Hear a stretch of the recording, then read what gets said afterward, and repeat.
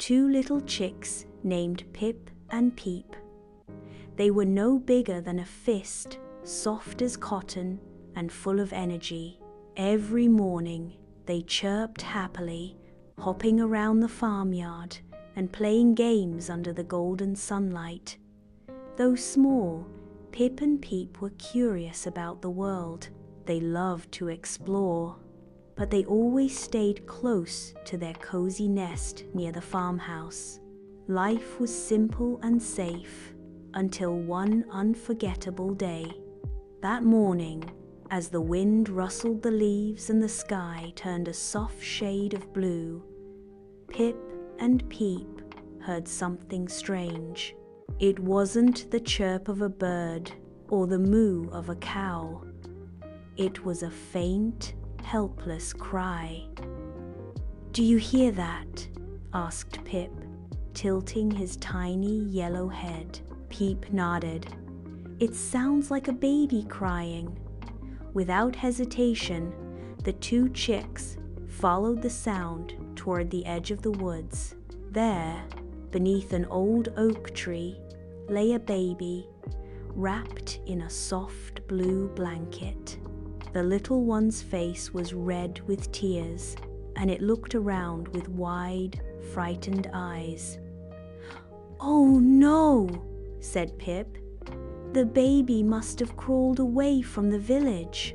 We have to help," Peep peeped. But just then, a deep, rumbling growl shook the air.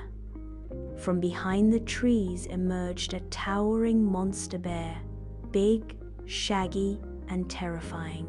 Its fur was matted, its eyes glowed yellow, and sharp teeth glistened in its mouth. It had caught the baby's scent and was slowly stalking forward, heavy paw by heavy paw.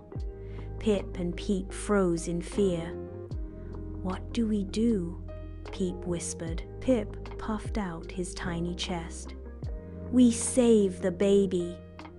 With all the courage their tiny bodies could hold, the chicks sprang into action. Peep flapped her wings furiously, flying into the bear's face, chirping and darting in zigzags.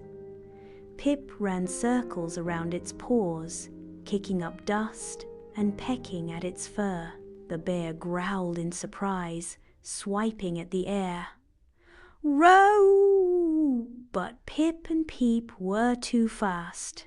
As the chicks caused chaos, their noisy chirping echoed through the woods and it didn't go unnoticed. Back at the farm, Farmer Lou was working in the field when he heard the strange cries and growls. "What in the world?" he muttered. He whistled for his trusty dog, Max, and the two ran toward the forest. Max barked loudly as they approached, and the bear, already frustrated and confused, turned toward the new threat.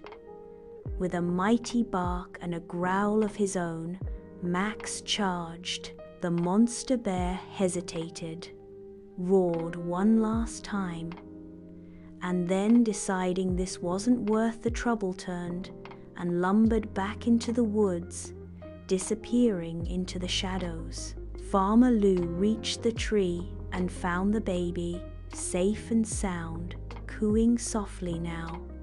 He scooped the little one up gently in his arms, and then he saw them two tiny, panting chicks, covered in dust and bits of fur, but standing proud and tall, or as tall as a chick can stand. "You saved this baby," Farmer Lou said, kneeling down. "You brave little things." Pip and Peep chirped with pride, though their legs were a little shaky. Word spread quickly around the farm and the inn.